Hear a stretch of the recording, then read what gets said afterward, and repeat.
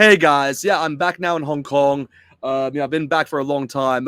Since the quarterfinals. Watched the semifinals and final, and after the World Cup, of course, kind of got me thinking what the All Blacks' next plans will be under Scott Robinson, and just kind of what team he'll select really, going into 2024. When he begins his role as the head coach of the All Blacks. But yeah, again, I'm gonna give you guys what I believe he will go for in terms of his, 23-man squad. I think this is what I'm going to base it off his opinion, not mine. I may do a video on mine later on in the future, but for now, it's just based on what I believe he'll go with. But yeah, before we get into this, guys, make sure to like the video, guys, subscribe to our channel, and definitely leave a comment below to let me know if you guys agree or disagree with my selection in terms of what I believe he'll go with. And also let me know in the comments your squad, 23-man squad that you believe Scott Robinson will choose. But yeah, let's get straight into this. So you can see right here, guys, this is the front row that I've selected here. I've got the likes of Ethan de Groot, Cody Taylor, and Tyrell Lomax. So an unchanged, kind of front row there to what we saw in the World Cup final. I think you can't really change this, in all honesty. I think these three alone have really done what actually really impressive, I'd say, throughout the Rep World Cup and even beforehand. Even the Groot and Tyrell Lomax. As soon as that combination was found in terms of the props, I don't think there hasn't really been a better combination we've seen from the All Blacks because they've tried to go with Ofatunga Fassi and Nepalalala, but of course Nepalalala is leaving now. He won't be available for selection. And Ofatunga Fassi, he's a solid player of the half, but I just don't see him now as a starter anymore. Again, I think the challenger really for for these two spots is really Tamati Williams, I'd say, and Fletcher Newell. I think those are the two I'd say up there. But yeah, you can never discount Ofatunga Fassi in that sense. But for now, I think even the Groot and Tyrell Lomax deserve to be in those positions. I think they just nailed it kind of throughout the Rep World Cup and really kind of held, I'd say, the Springboks in terms of scrums, which is pretty impressive actually, because no side was really got a scrum penalty at the end of the day, which is really impressive. So yeah, those are my two, props going forward. And Cody Taylor, I think, just has to be the hooker. Look, yes, there is maybe a bit of bias maybe in there with Scott Robinson coaching now, but I think at the same time, you're not really going to change Cody Taylor out. I think he has a ton of experience under his belt, and you can see the difference between having him as the hooker compared to some of the likes of Simon Tekalaho, and of course there is no Dane Coles anymore as he is retired. So there's gonna have to be a newcomer, I guess, on that side who'll kind of challenge for that third spot. Maybe a sophomore comes back into the selection. I don't know. Maybe there's another one I can think of. Maybe Kurt Eklund. I don't know. But that's just going off the top of my head there. But yeah, I think Cody Taylor just has to be the hooker. He's pretty good from his lineouts. And yeah, I don't think you want to change that aspect of his game. But yeah, that's the friend who I've gone with. In terms of the locks, I've gone with the likes of Scott Barrett and Tupou Vaa'i. Again, it's not really a tough decision because again, there's no, you don't have the likes of Vitalik anymore going to Japan, and you don't have the likes of Sam Whitelock who's gone off to France. So yeah, no, both of them won't be available for selection. And again, Scott Barrett is definitely the first choice lock now, hands down. He's up there definitely for captaincy. I'll get a bit more into that when we get obviously towards the loose forwards. But yeah, I think Scott Barrett has to be in there. Definitely is number 4.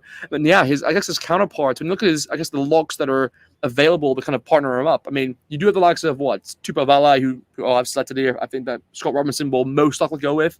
There's I'm trying to think who else. There's Quinton Strange.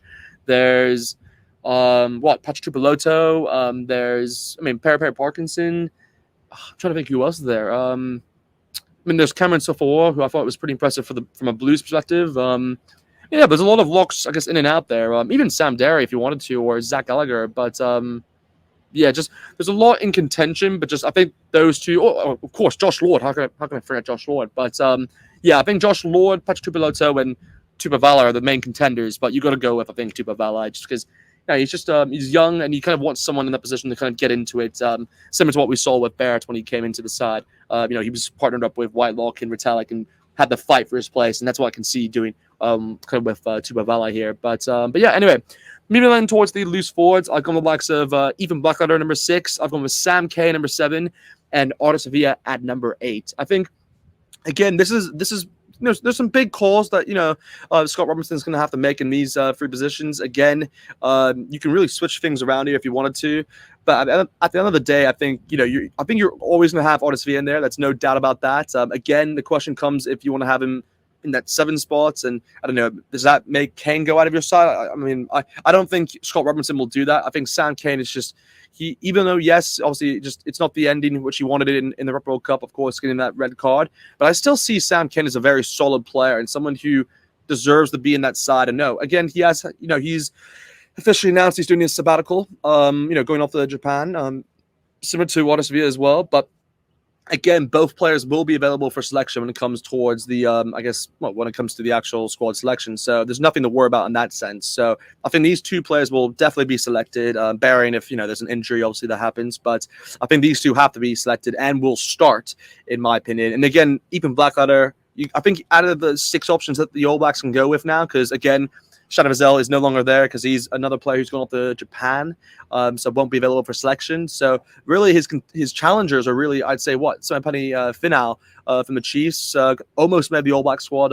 Had a very impressive season for the Chiefs. So if he can do that again, then I think he's probably going to be the leading one. But again, Ethan Blackadder has just been very good throughout the past few seasons, and Scott Robinson obviously appreciates him. So it's definitely one of the things that kind of kept in my mind as well. Again, there's also Kira Ione from the Blues. If he kind of steps up once more, then he's definitely going to be in the conversation for that spot. And yeah, is there no one else? I mean, you could say Luke Jacobson, of course, because he can fit in that 6 spot if needed, and he can play 8. There's a lot you can go with here, but I think those 3 I think you have to go with them 3. Just in the they give you a lot of balance at the end of the day. And yeah, in terms of captaincy here, actually, again, this may be a bold call, a very bold call, guys, but I'm actually going to remove. I think Scott Robinson, the big call which he will make is that he's going to remove the captaincy from Sam Kane and give it to Otisvia. But I still see Sam Kane a part of the squad. I think that's really important in just the state, guys, because you can't underestimate what Sam Kane has done in terms of he's had a great comeback story actually into rugby and just his whole career itself. And again, he's had moments where he's been a bit inconsistent, but at the same time, he's proved it throughout the Rep World Cup where when he's needed in that big game against the Irish, which is the big one I'm talking about, he just stepped up and probably the biggest occasion he could have. So just you got to go for that one. I think Sam Kane has to be in there. Otisvia has to be, and out of the 3 options so far, I can think of a number 6, Ethan Blackadder. But anyway, moving on towards the back line.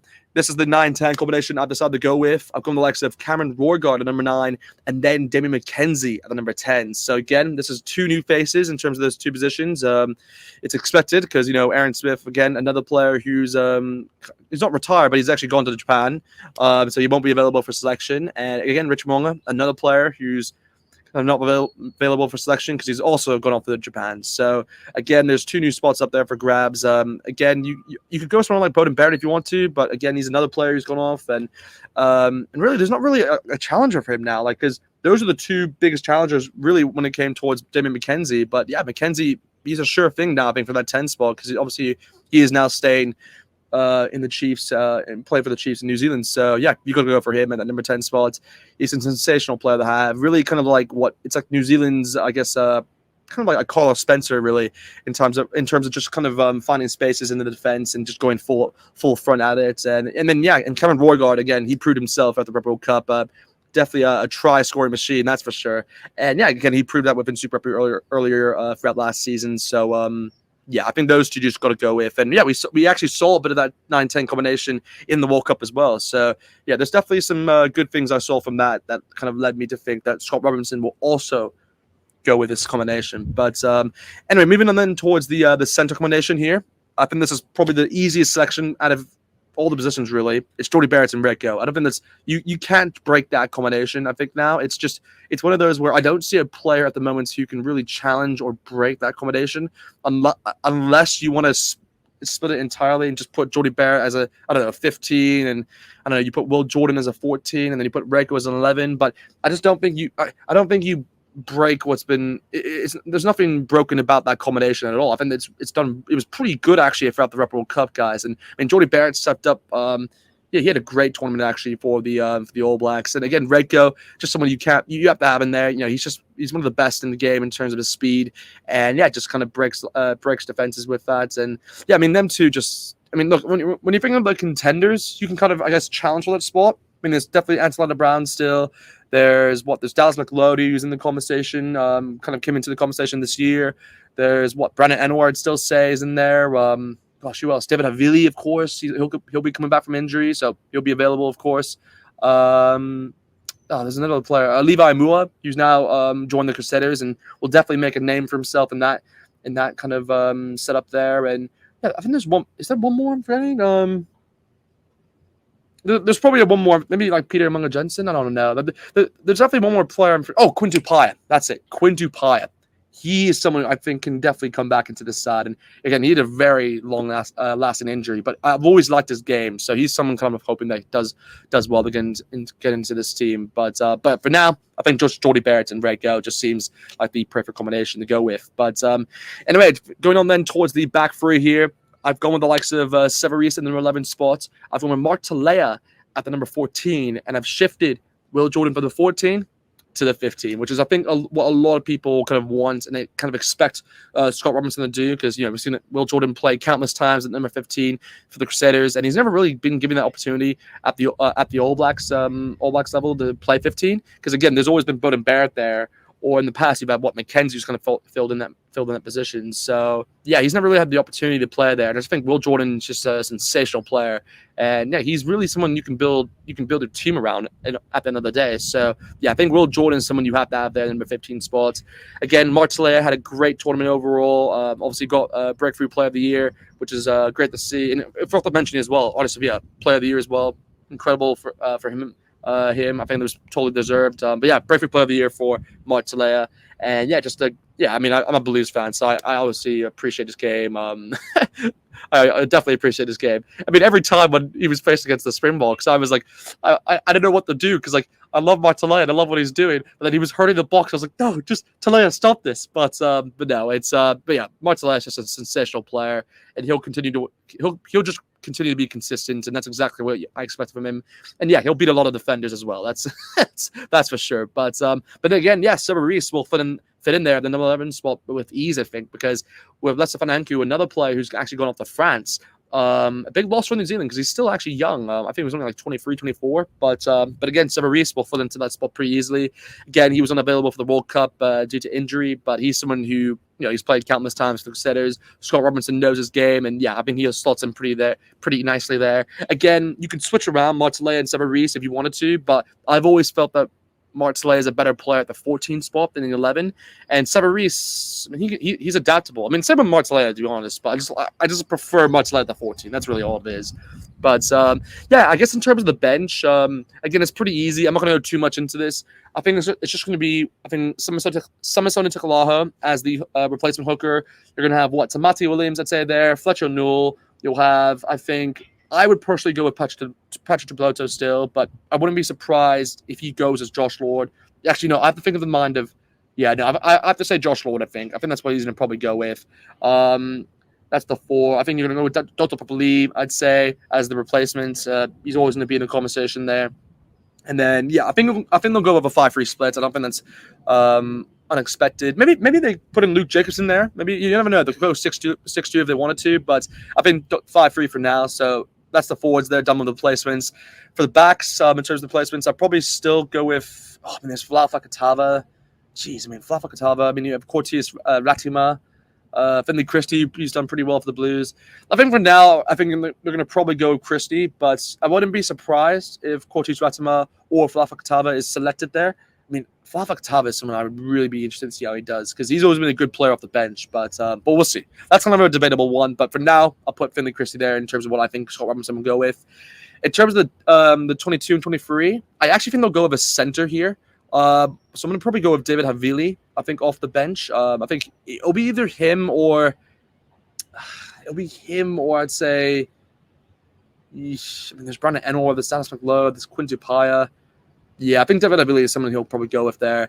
And then, yeah, in terms of the 23, I think I want to say Stephen Perifetta, actually, but I don't know. Will you go with him? Is there another winger I'm forgetting here? Because the wingers, there's like Riasi, there's Jonathan Nareki, there's Caleb Clark, of course. There's, there's a list of them I'm forgetting. I think they'll probably go with Stephen Perifetta there. It says number 23. I mean, that's kind of what I believe, but we'll see what happens in that case. But anyway, that is the I guess the 23-man squad that I believe Scott Robinson will go with. Not what I believe, but what I believe what Scott Robinson will go with. Let me know, obviously, in the comments what you guys think about the squad. Let me know if there's any changes you would make. And yeah, make sure to like the video, guys. Subscribe to our channel. And yeah, I'll see you guys next time.